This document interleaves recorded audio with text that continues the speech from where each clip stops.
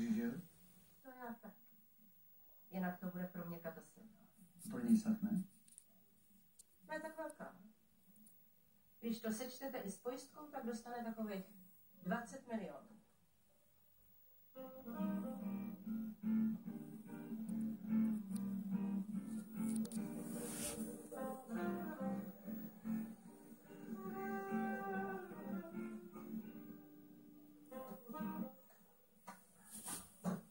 Jestli Marek.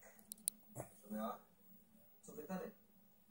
Vole, co se to než tak pitomě, ty vole, jsem dočká se čekal na chvíle. Máš kaku? Na tím boze hraju. Tady stojí gól.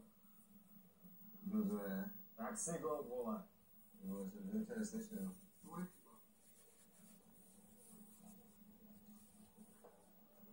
Co je? A?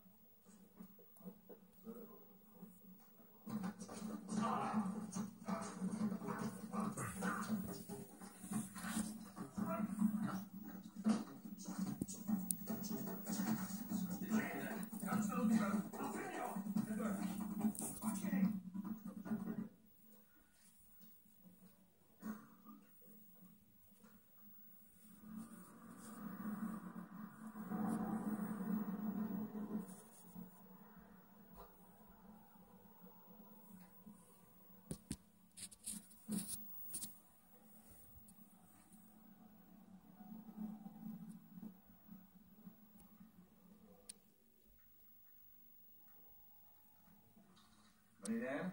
Dobrý den. Jsem nějaký Marek. Jirka. Jsem dočkář.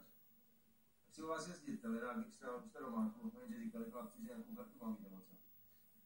To jste vy. No tak nejdřív si musíte vyplnit přihlášku do Taxiglo a